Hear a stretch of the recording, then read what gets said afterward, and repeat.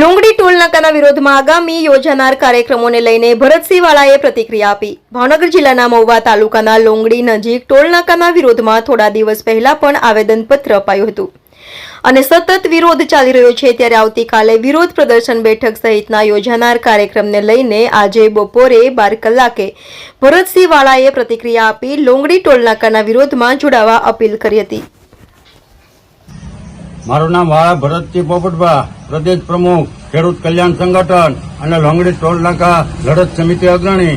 અત્યારે જે 1.5 મહિના પહેલા 20 તારીખે લુંગડી ટોલ નાકું શરૂ કરવામાં આવ્યું, એમાં મચ મોટો આખા ગુજરાતમાં ક્યાંય ન હોય એવો ટોલ લેવામાં આવે છે।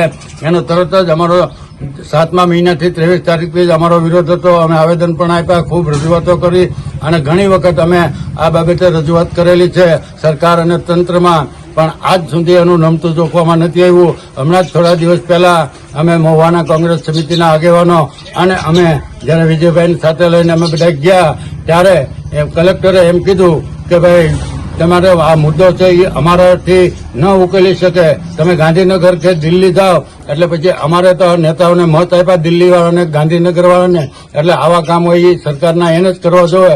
એટલે આવતીકાલે અમે ના છૂટકે, હવે અમારે ખૂબ રજૂઆત છે છતાં તંત્ર આ સ્વીકારી નથી, એટલે ના છૂટકે સવિનય કાયદાનો ભંગ કરી અને મજબૂરીપૂર્વક મહુવા કોંગ્રેસ સમિતિ, વિજયભાઈ અને અમારું ખેડૂત કલ્યાણ સંગઠન સાથે મળી અને આવતીકાલે સવારે 10:30 કલાકે મહુવા આરામગૃહની અંદર એક મીટિંગ વાહનવાળાને બોલાવી અને પછી અમે માનનીય ધારાસભ્યશ્રીના કાર્યાલયે જઈશું અને કાલ સુધીમાં જો ધારાસભ્ય તરફથી અમને સારું નિવેદન અને આશ્વાસન આપે અને સારું કામનો ઉકેલ આવી દેવામાં આવશે તો અમે ત્યાં ધારાસભ્યશ્રીનો સ્થળ ઉપર જ આભાર વ્યક્ત કરશું અને એમાં જો કાંઈ ઠાગાઠૈયા કરી અને સરકારના બતાવ કંઈ કરશે તો પછી ધારાસભ્યના કાર્યાલયે જોઈ થશે।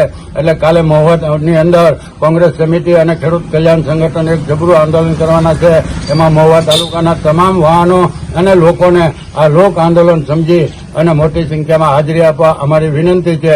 બાકી લુંગડી ટોલ નાકું છે એ જ્યાં સુધી અમારી માંગણી છે એ માંગણી પ્રમાણે સ્વીકારે નહીં તો પછી અમારે આ આંદોલન શરૂ રાખવાનું રહેશે અને આગામી દિવસોમાં અમે ભાવનગર અને અમરેલીના સાંસદ સભ્યના કાર્યાલયને પણ ઘેરાવ કરીશું અને ટૂંક સમયમાં જ ભાવનગર ભાજપના કાર્યાલયને અમે પણ તાળા ઠોકી દેવાના છીએ। બાકી અમને આ વાહનવાળાને પોહાતું નથી એટલો બધો ટોલ ભરવો।